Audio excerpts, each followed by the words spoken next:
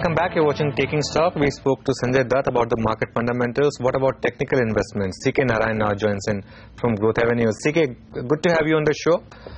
Do you think the market has put a durable bottom in place? And more importantly, in the current up move, do you think Nifty can take out not just 8,500 but maybe even higher levels like 8,700 or 8,800?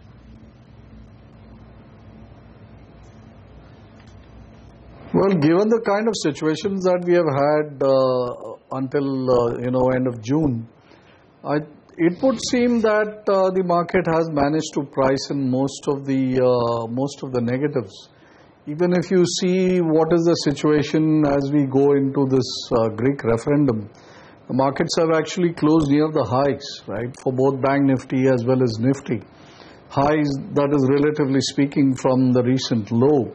So it appears that either you can call it complacency or you can call it a sign of strength. We will know what it is on Monday, of course. But my sense is that whether you're talking about monsoons or lack of visibility of corporate earning improving, or you're talking about political scenario, or you're talking about sentiment, most of the negatives appear to be priced in. So my take would be that somewhere around 7,900.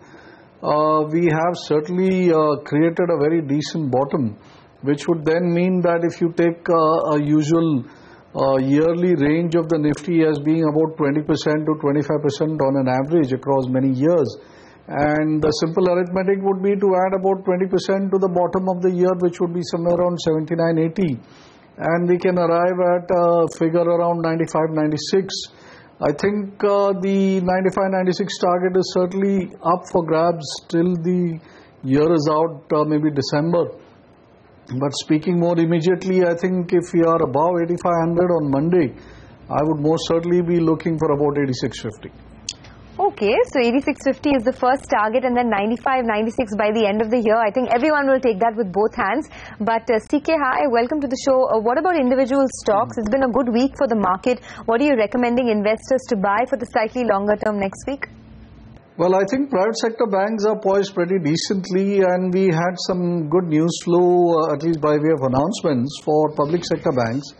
So I would most definitely look at HDFC Bank, which I fancy pretty much on the charts, and I think it's shown a fairly decent breakout to the upside. If this were to sustain, then I would rank HDFC as one of the stocks to buy into with a week or two as your perspective, and a fair amount of gains in the region of about maybe 10 to 15% to accrue from the current levels. Similar situation exists, I think, for BHEL, where it has been very resilient to all declines, and it's almost among the earliest stocks to bounce back from dips.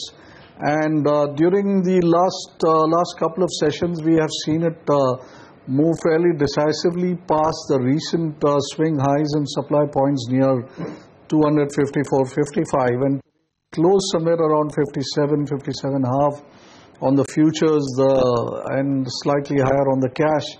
So I think BHEL is another stock that I would look for to give us some gains about 280-85 across this month. So it's a decent trade for July expiry.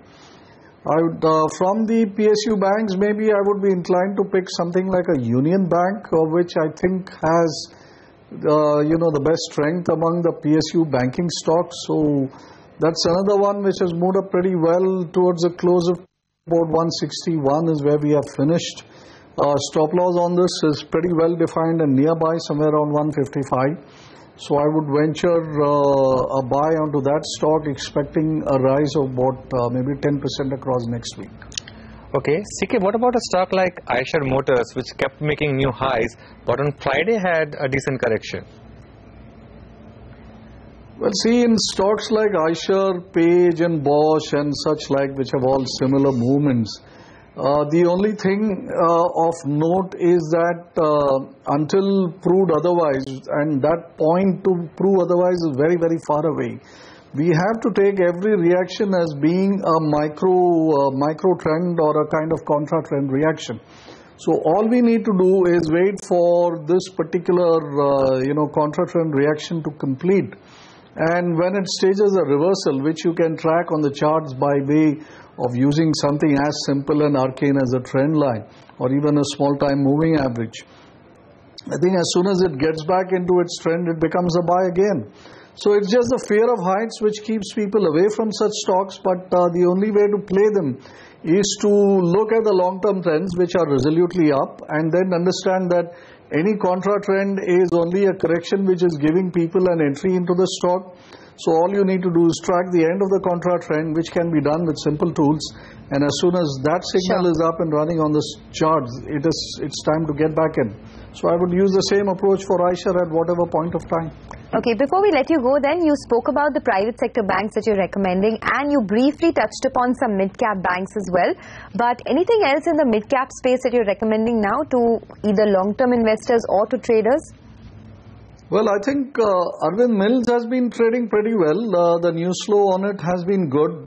It had a very, very decent intermediate to long-term bottom formation price pattern on the charts a little while ago when it hit down to those 230-35 zones. It has moved up pretty well from there, and it might appear that the move from 235 to 265 is a bit much, but the fact of the matter is that it's hanging on to those gains. And I think it's going to seek to build on that. So I would most certainly look to Arvind Mills to fetch me gains up to about 285, 290 levels within July. All right, CK, thanks a lot for your time and have a good weekend. All right, then that's the fundamental and technical call for the week. But what about the events to watch out for? Here's Agam with all the details. Well, we were expecting yet another eventful week, starting with Monday, 6th of July. That is when we were expecting the markets to react to the Greek referendum, and we could expect a lot of volatility. Going forward to the 8th of July, that's Wednesday, that's where we will have the FTSE react to the UK's annual budget, which will be presented. In our own markets, we'll also have the Ministry of Corporate Affairs take a call on the NSCL and FTIL merger. And once again, we'll also have the FOMC meets, which will be recorded on Wednesday. Moving on the 9th of July, that'll be the Thursday. That's where big boy TCS will announce its first quarterly results. And other than that, we will also have China, which will release the PPI as well as CPI numbers, where once again we could expect some amount of volatility in the Asian markets. And finally, going on towards Friday, that's the 10th of July, that's where we're expecting in the India's industrial output data for the month of May. And with that, we will have plenty to watch for when as we go into trade next week. Well, that's all the time we've got on this edition of Taking Stock. On Monday, we will be reacting to that big global event, which is the Greece referendum. So do join us next week. Goodbye.